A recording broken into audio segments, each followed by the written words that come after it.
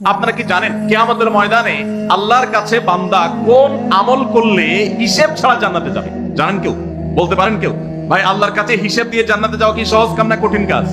আরে আল্লাহর কাছে তো অনেক দূরের কথা। আপনি যে প্রতিষ্ঠানে চাকরি করেন তার মালিকের কাছে, উপরস্থ বসের কাছে একেবারে পুঙ্খানুপুঙ্খ করে প্রতিটা পয়সার হিসাব দিয়ে একদম সবকিছুতে পারফেক্টনেস প্রমাণ করা, এটাই তো একটা কঠিন কাজ, দুঃসাধ্য কাজ। সেখানে সারা জীবনের হিসাব আল্লাহর কাছে দিয়ে পাই পাই করে তারপর আপনি জান্নাতে যাবেন, বিষয়টা এত সহজ না। তাহলে হিসেব ছাড়া আল্লাহ তাআলা এমনিতে বলবেন হিসাব টিসাব নাই, তোমাকে এমনি জান্নাতে দিলাম, এটা চান আপনারা? দেখুন কোরআনে কারীম আল্লাহ তাআলা বলছেন, ইন্নামা ইউওয়াফাস সাবিরুনা আজরাহুম বিগাইরি হিসাব।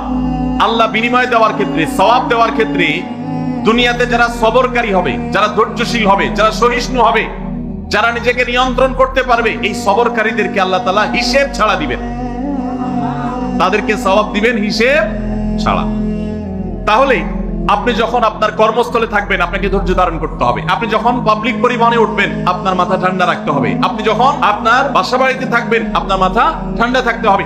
মাথা গরম হয়ে যায় যাদের, হট মেজাজ যারা, কথায় কথায় মাথা গরম হয়ে যায়, ধৈর্যহীন হয়ে যায়, যেখানে সেখানে গন্ডগোল বাধায় দেয়, মারামারি বাধায় দেয়, ধৈর্য সহ্য বলতে কিছু নাই, এই লোকগুলো কিন্তু এই সৌভাগ্যবান মানুষদের কাতারে শামিল হতে পারবে না। ঠিক একই ভাবে দাম্পত্য জীবনে সুখী হতে হলে সবর এবং শুকর, এই দুইটা মূল মন্ত্রের কোনো বিকল্প পথ খোলা নেই। সেটা স্বামীর জন্য প্রযোজ্য, স্ত্রীর জন্য প্রযোজ্য।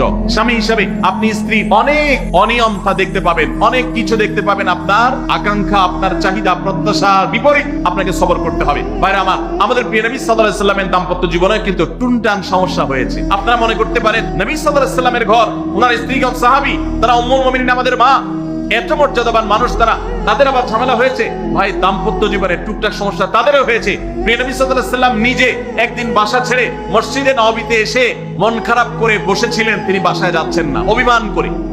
ওমর রাদিয়াল্লাহু তাআলা আনহু বিষয়টা বুঝতে পেরে তার মেয়ে যেহেতু নবী সাল্লাল্লাহু আলাইহি সাল্লামের স্ত্রী, তিনি সেখানে গিয়ে ভেতরে প্রবেশ করে তার সাথে কথা বলে তথ্য উদ্ঘাটন করে সেটা মিটমাট করার ব্যবস্থা করেছেন। স্বয়ং নবী করিম সাল্লাল্লাহু আলাইহি সাল্লামের জামাতা, ইসলামের চতুর্থ খলিফা আলী রাদিয়াল্লাহু তাআলা আনহু, তার মতে এত মর্যাদাবান মানুষ, তার ঘরে স্ত্রী হিসাবে আছেন কে? মুহাম্মদ সাল্লাল্লাহু আলাইহি সাল্লামের মেয়ে, জান্নাতে নারীদের সর্দার ফাতেমা রাদিয়াল্লাহু তাআলা আনহা। এত বড় মানুষ তারা, স্বামী স্ত্রী দুইজন, দুই দিককার নেতৃত্বে, একজন যুবকদের নেতৃত্ব দিবে, আরেকজন জান্নাতি যুবতীদের, নারীদের নেতৃত্ব দিবে।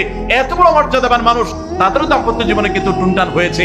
একবার আলী রাদিয়াল্লাহু তাআলা আনহু এসে মসজিদে টানটান হয়ে শুয়েছিলেন মাটিতে, মনটা খারাপ, ঘরে একটু হালকা ঝামেলা হয়েছে, এই জন্য মসজিদে নববীতে এসে মাটিতে শুয়ে আছে।